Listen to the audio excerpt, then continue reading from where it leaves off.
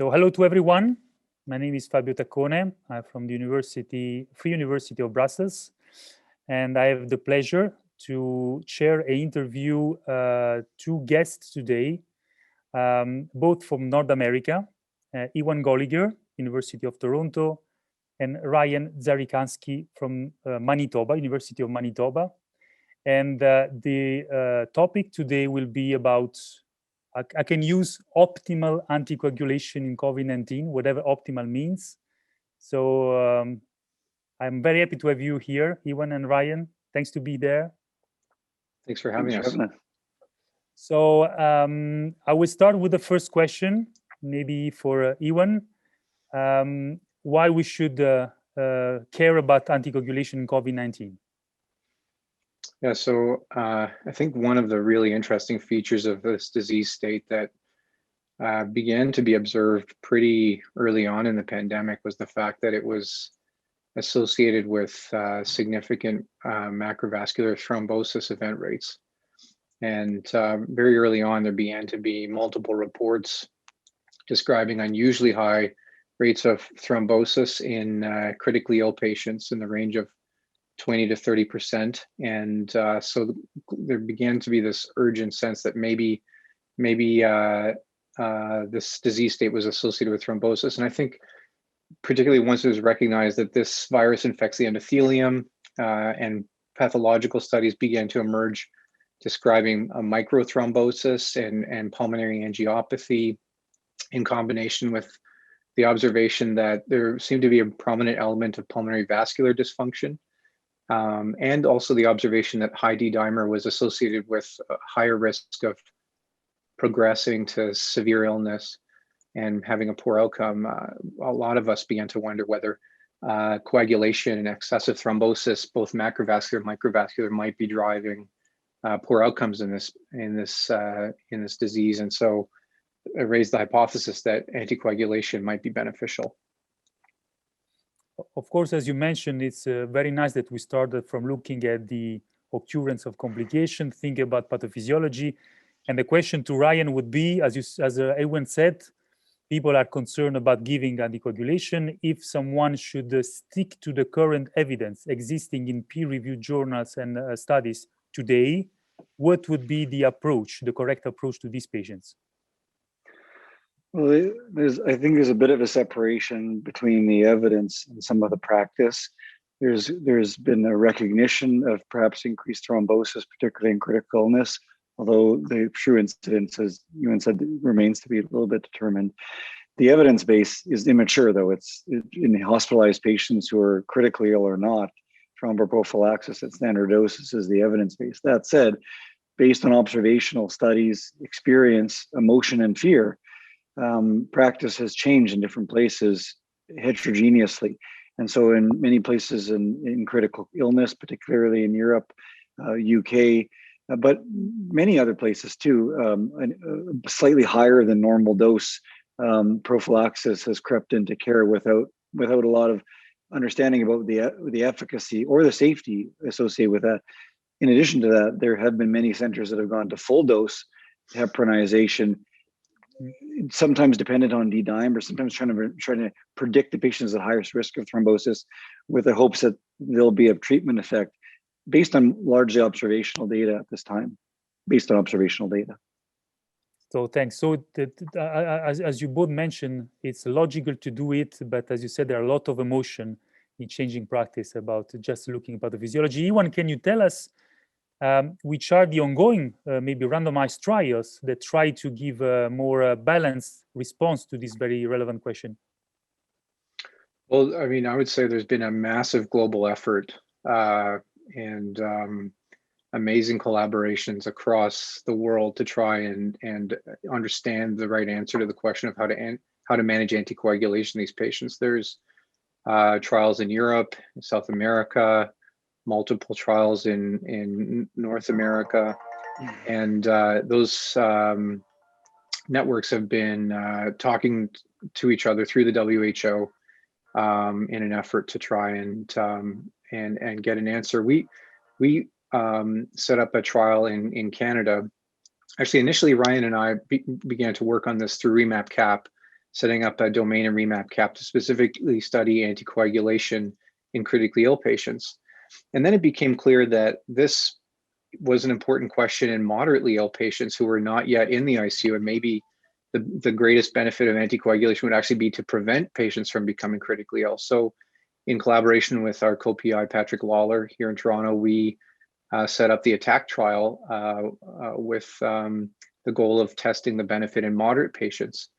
And then the NIH sponsored a network of networks trial in order to try and answer this question as well. And they partnered with us and REMAP-CAP to try and address this in the most efficient manner. And the exciting outcome of this has been what we call a multi-platform trial, where you've got multiple different platforms working very hard to harmonize protocols, data collection. We have a single endpoint, primary endpoint, and we have a single Bayesian hierarchical model that combines all the data from the different platforms to try and really the goal is to try and enroll as rapidly as possible to get the most timely answer to the question. So that's been a very exciting and I would say time-consuming collaboration, just because, you know, as you know, the whole pandemic has been moving at warp speed. So yeah, it's been exciting. And of course, a difficult question for Ryan, because I've been following some of his Twitter. It was very, very transparent in reporting some of the preliminary data of the analysis of these ongoing trials. And we heard from Anthony Gordon a few weeks ago about the first, data from REMAP-CAP. How is your interpretation of this very, very preliminary data coming from this international effort about anticoagulation in COVID-19? Right. Yeah. Well, we following on Ewan's comments, we're particularly we're very excited by the notion of creating this multi-platform trial that has allowed us to answer the question really quickly with high generalizability. But also, we wanted to do this in a really transparent way that people didn't feel like, okay, the press release came out, where's the data, where's the manuscript, what are they doing, how can we interpret this along the way? It's a Bayesian adaptive trial, as you mentioned. It's meant to learn along the way, report as soon as data is available, and that is what we did. And so we compared therapeutic heparin, as most people give it, to whatever they give usual care in the hospital. We did this in severe patients, as Ewan said, and in moderate patients. Severe are people in the ICU receiving organ support. Organ support is the key. Non-invasive, invasive, ECMO, high flow in the ICU if you're in REMAP. We compared those people on organ support who got therapeutic to usual care. Those people on the ward by high D-dimer group to therapeutic versus usual care. We answered 3 questions. The idea was to answer 3 questions, Fabio. Was to understand in critical illness or in severe states, does therapeutic heparin work? And according to D-dimer status in high groups and in low groups, not as subgroups, but as primary statistical endpoints, all applied stopping triggers, all applied stopping triggers equally and differently, though. Does therapeutic heparin work or not? And what did we find? Well, we found that in critically ill patients, therapeutic heparin was not associated with benefit, and we stopped for futility. When we looked at this further, there was a very high posterior probability of inferiority. So therapeutic heparin performed worse with respect to the primary outcome. The primary outcome is a combination of mortality and organ support free days that move in the same direction proportionally. And in moderate patients, those on the ward primarily, those not receiving organ support, though importantly, therapeutic heparin was associated with a high posterior probability of benefit. The posterior probability was extremely high. The threshold to stop a trial midway is high, and ours was 99% or higher of a significant treatment effect.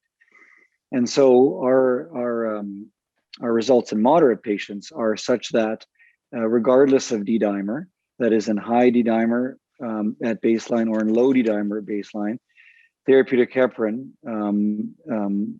is superior to usual care with a very high posterior probability. Maybe Ewan wants to add to that too, particularly around interpretation of primary outcome. Yeah, sure. That was a great summary, Ryan's. The choice of organ support-free days was made for a number of reasons. First of all, it captures not only the probability of death, but also the probability of requiring any organ support, and also the duration of organ support if it's required.